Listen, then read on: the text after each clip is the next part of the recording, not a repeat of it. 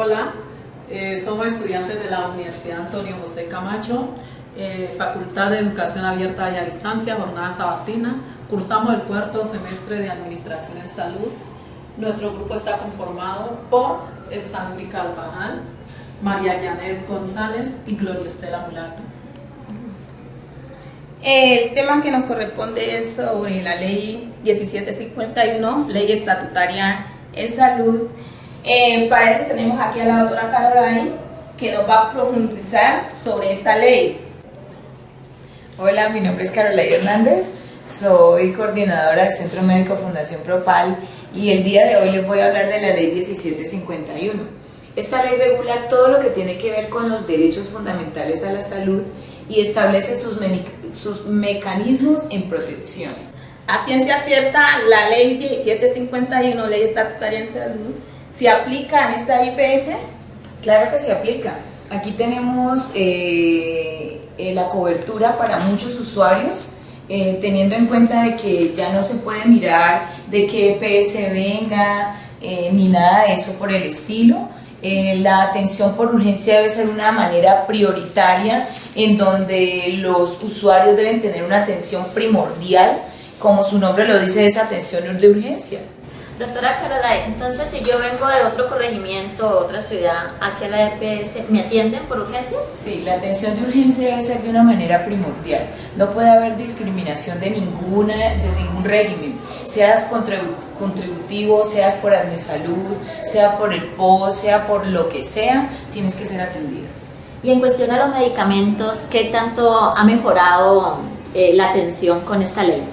Bueno, en cuestión a medicamentos, esto ha mejorado un 100% porque la cobertura es aún más, porque hay más posibilidades de que el usuario pueda tener acceso a más fórmulas, a más medicación, a mejor atención.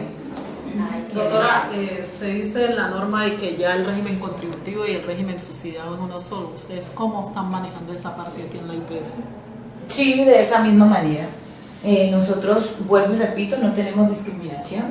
Aquí atendemos a todos los niveles de EPS, Salud y todos los usuarios son de manera atentas. Lo que le entiendo es que si yo soy régimen contributivo y mi amiga es régimen subsidiado, vamos a tener igualdad de condiciones en la atención, según con esta ley. Así es, no va a haber discriminación por ningún motivo. Tú vas a ser igual atendida como tu amiga que es contributivo o que tú que eres subsidiado. La diferencia ahí vendría a ser los copagos. Así es. Si yo soy subsidiado no pago y ella es contributivo, tendría un pago.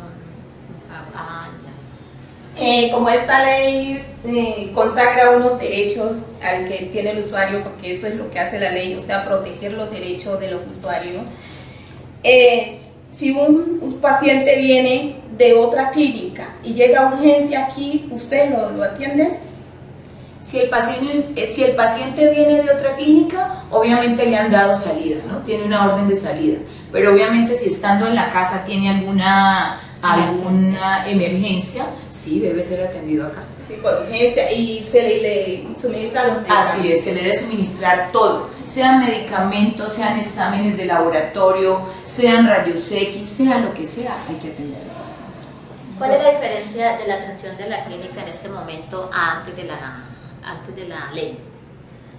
Obviamente todo mejora, ¿no? Porque pues hay más cobertura y pues la razón de ser de nosotros son los usuarios, porque sin ellos nuestra empresa no existiría. ¿El personal de la IPS ha sido capacitado en la ley estatutaria? Totalmente capacitada, tanto enfermeras como médicos, como los mismos del área administrativa, todos somos capacitados pues para todo lo que tenga que ver con la atención al usuario. Algo que usted tenga que resaltar de esta ley a como estaban antes, ¿qué sería? Resaltar que todo el usuario tiene derecho, todo, y no hay discriminación, que es lo más importante, porque al usuario tener como esa forma de que a mí no me van a atender, o porque yo soy subsidiada, o porque tengo Salud no me van a atender igual al que tiene la EPS, SOS o nueva EPS, eso a nosotros nos ha dado mucha comodidad y mucha alegría, porque pues tenemos al usuario complacido todo el tiempo. Esta ley nos habla también de que el médico tiene más autonomía a la hora de recetar, ¿no? el post se amplia un poco. ¿Cómo se ha visto reflejado eso acá? Muy bien, porque por lo que tú dices, ¿no? Hay más cobertura.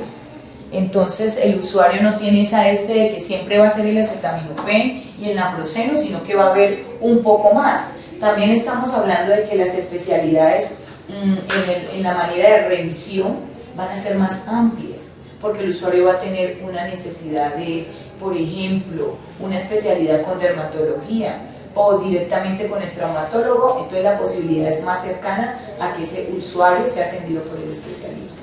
Doctora, en la norma también manifiesta sobre la información del usuario. ¿Cómo ustedes están manejando la parte de información al usuario? ¿Tienen a alguien especializado para eso? ¿O donde llega el usuario se le da la información que él requiere? Sí, la información se le da al usuario inmediatamente él llegue.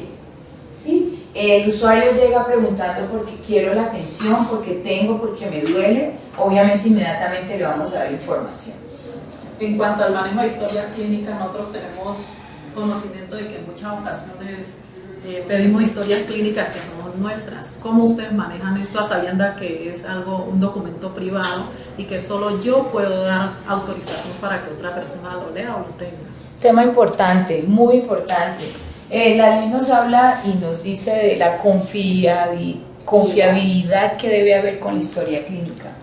Y es algo supremamente vital para el usuario. Nosotros aquí, como su ley lo indica, guardamos, esto lo custodiamos por 20 años.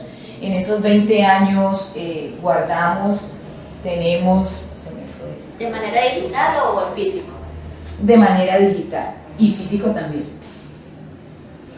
Cuando a una persona se le está haciendo algún tratamiento y esa persona es remitida a otro lugar y viene un familiar por esa historia clínica, ¿hay facilidad o tiene que traer algún documento que autorice la...? Obviamente se le da la facilidad de que haya una carta por escrito firmada por el dueño de la historia clínica. En ese caso la persona que tenga la enfermedad pues y que la solicite de verdad de manera prioritaria. ¿Han mermado las tutelas con esta ley o siguen habiendo tutelas como anteriormente? No, de verdad que ha mermado ha mermado mucho las tutelas, han mermado muchas las demandas y para nosotros eso es importante. De acuerdo a la ley, los servicios son prestados con oportunidad y equitativamente a los usuarios de régimen social contributivo. Sí, obviamente pues eso es lo que se trata de hacer, ¿no? De tener la misma balanza para ambos.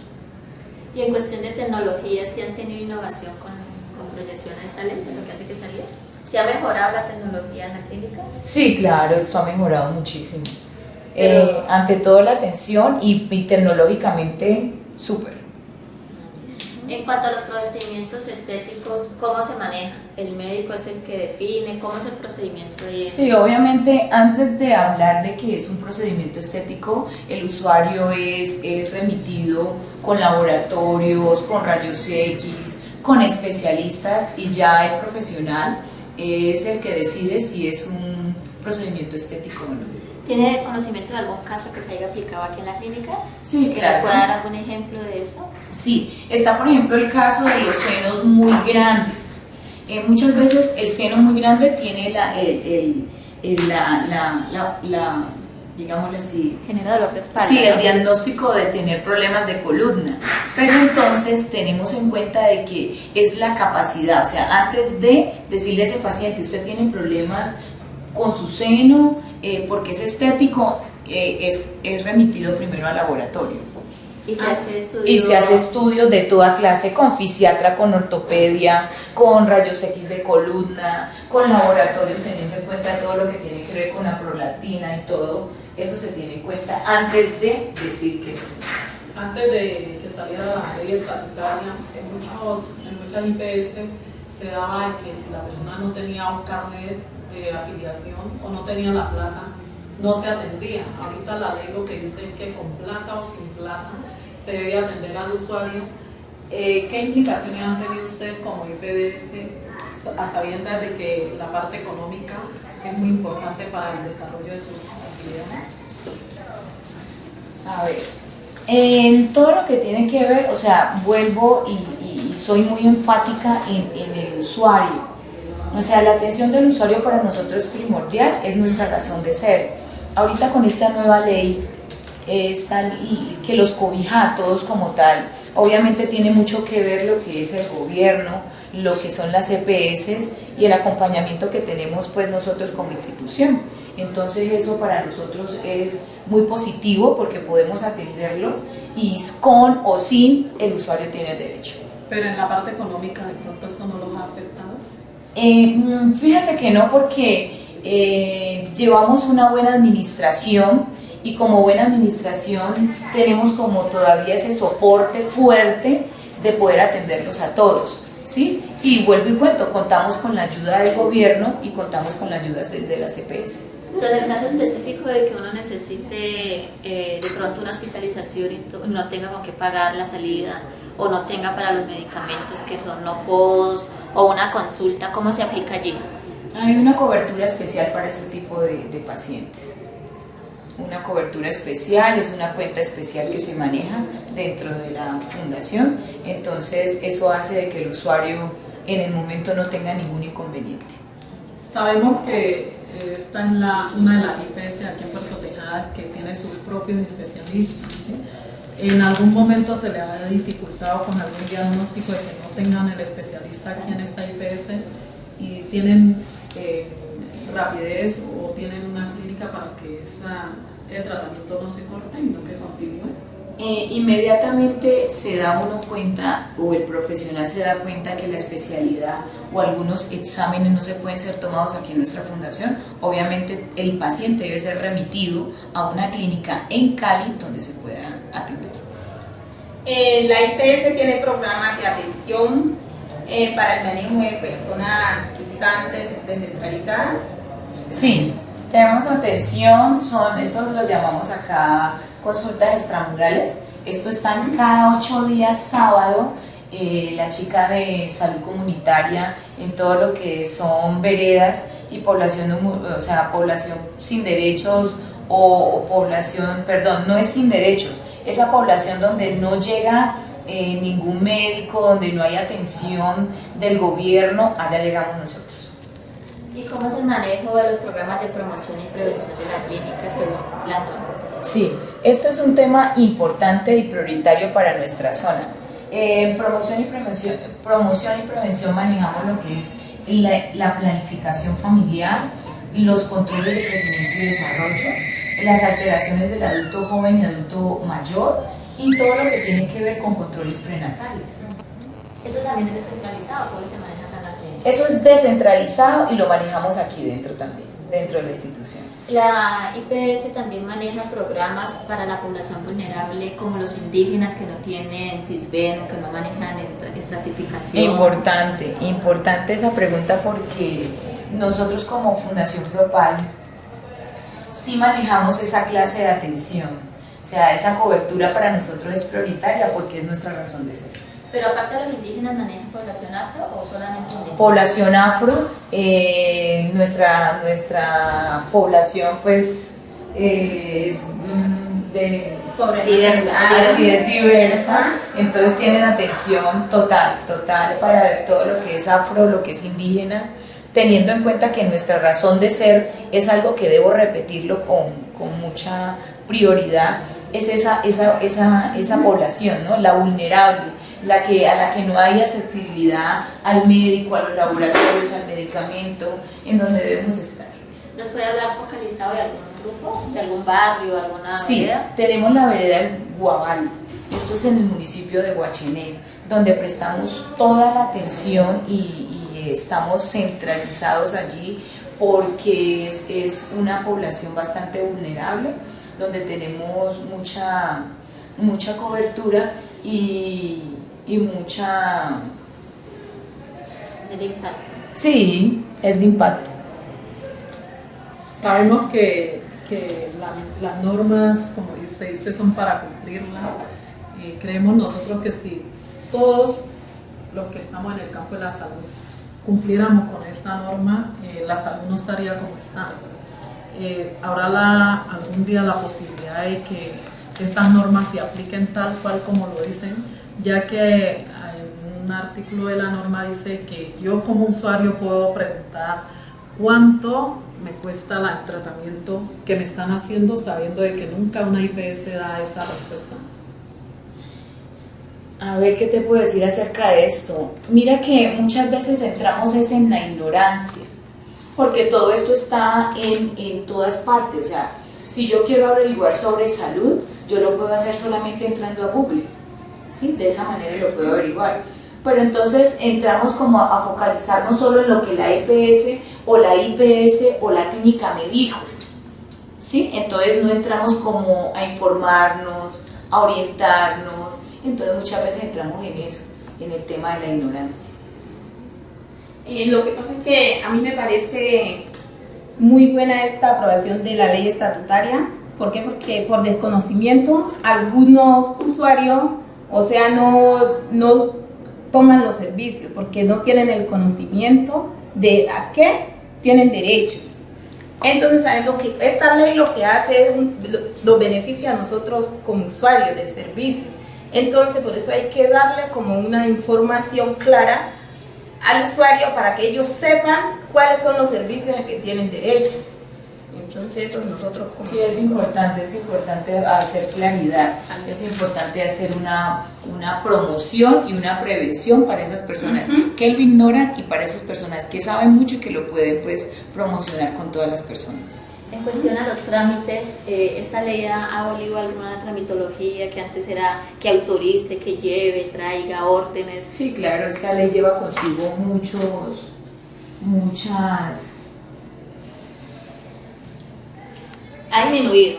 Sí, mucha disminución a esos procesos tan largos que muchas veces se dan. Sí, ¿cómo cuál? Para un ejemplo, por lo menos si un paciente tiene cáncer y necesita autorización de quimio o algo así, ¿ha disminuido en cuestión de tratamiento y de medicamento? Sí, ha disminuido mucho porque este usuario con un diagnóstico de SEA es un usuario que debe ser atendido prioritariamente y más cuando es de término vital, ¿sí? Entonces eso va disminuyendo. Esta ley disminuye totalmente una cantidad de procedimientos que se hacen. Doctora, ¿se ha encontrado en algún momento con un usuario, usted que es la que atiende básicamente al público, que le salga en la norma, dice en el artículo 1, dice que a mí me deben atender en urgencias, inmediatamente llegue o no? O sea, que sea un usuario donde usted le dé a conocer de que sabe mucho. ¿Se le ha presentado en algún momento algún caso? No, fíjate que no. Vuelvo y repito, la falta de cultura de nosotros aquí en nuestra sociedad es no leer, es no mirar más allá. Entonces ese usuario no lo hemos atendido, pero sí hemos atendido al usuario que no sabe nada y que por ende le enseñamos y le suministramos toda la información para que se lleve pues una mejor alternativa de atención, para que se vaya lleno y focalizado de qué es lo que va y a dónde es que va. ¿Qué pasa en el caso de que alguna EPS no quiera autorizar el tratamiento de algún paciente? Bueno, ya eso, la ley obviamente cobija al usuario, ¿sí? Entonces, por ley, la institución debe ser o da la orden o se llevan una tutela, ¿sí? Y el gobierno simplemente va a cobijar al más vulnerable. ¿Qué pasa cuando las EPS también no quieren soltar al paciente? Porque después de un tiempo, después del año, ya yo puedo cambiar de EPS, ¿no? Entonces, ¿qué pasa cuando el FOSIGA o cuál es el régimen que lo amarra a uno? Que dice, no, es que no te ha soltado, eso es que esperar y que por aquí y no sé qué, porque uno escucha eso de los pacientes, ¿no? Sí, se lleva un término de contratación. Lo que pasa es que con ese término de contratación, cuando tú firmas aquella letra chiquitica que no leemos, ahí habla muy claramente de que tú estás cobijado por un año por esa EPS donde te afiliaron, ¿sí? Entonces ellos, ¿qué esperan? Que en un año todos tus problemas de salud hayan sido solucionados. Al término de ese año, obviamente tú ya eres libre de escoger para dónde te vayas, ¿sí? Pero entonces hablemoslo por seguridad, ¿sí? Y lo de la contratación del año es por la seguridad del paciente, es porque el paciente no esté, que en 2 meses entonces no me gustó, entonces me fui para otra EPS para que me atendieran. Entonces él lo que hace es parar y hacer intervalos de tiempo si se lleva un proceso de algún diagnóstico largo, como puede ser un CA, una bronquitis o una enfermedad dermatológicamente comprobada. Pero de acuerdo, o sea, al conocimiento que tengo ante lo que dice aquí la compañera Elsa, se dice, y la ley también lo resalta ahí, donde dice que no se le debe suspender el tratamiento al paciente cuando hay un paciente que tiene, o sea, como una patología, o sea, como en un control, la EPS no la debe soltar porque es un paciente de alto costo. Entonces la EPS no puede soltar al paciente porque él tiene que continuar con ese. Así es, por eso en términos de contratación habla de que en un año estés en una EPS y ya después del año tú puedas cambiarlo. Ahora, si tú tienes un diagnóstico y ya pasó ese año, pero tú deseas y cambias de IPS o de IPS, ¿qué va a pasar? Que no se te va a cortar la suministración de la atención, no se te corta, pero sí obviamente vas a tener un retraso porque no va a ser lo mismo mi médico Juan a mi médico Pedro que me va a atender ahora, ¿sí? El médico Pedro de pronto puede tener un punto de vista diferente al que tenía mi médico Juan. Entonces allí va a haber un retroceso, pero obviamente se le va a seguir dando y suministrando la atención a ese usuario. Se dice que la tutela se mantiene como un mecanismo de protección. ¿A ustedes les colocan mucha tutela por atenciones médicas o ha aumentado o ha disminuido? No, esto ha disminuido muchísimo, muchísimo, muchísimo, porque la ley habla de muchos procedimientos que se hacían anteriormente que ahorita ya no se hacen. Entonces eso hace que se disminuya las tutelas. Es que, o sea, debido a eso fue que se dio, o sea, la ley, el acuerdo que se llegó sobre la ley estatutaria. O sea, porque fue ante la inconformidad que hubo de los usuarios, o sea, fue que el presidente Gavidia, que eso se dio el 20 de junio de 2013, o sea, él presentó esa propuesta ante el Congreso Constitucional, y entonces de ahí fue que aprobaron la ley estatutaria, que fue aprobada el 16 de febrero de 2015. Entonces, de la necesidad que se presentaron los usuarios en la no atención de los servicios, fue que se dio la creación de la ley estatutaria. Así es. Las felicito, futuras administradoras en salud. Son bienvenidas a nuestra institución. Recuerden que somos IPS Fundación Propal. Nuestras instalaciones están abiertas para cualquier inquietud, cualquier pregunta, cualquier cosita que deseen y necesiten, todo lo que tengan que ver con su carrera, las puertas están abiertas. Muchas gracias. Muchas gracias, doctora, por habernos recibido, por habernos ayudado. Gracias. Sí, fue muy clara su explicación, de verdad que sí, muchas gracias. Bueno, muchas gracias. Nos encontramos aquí en la IPS Fundación Propal.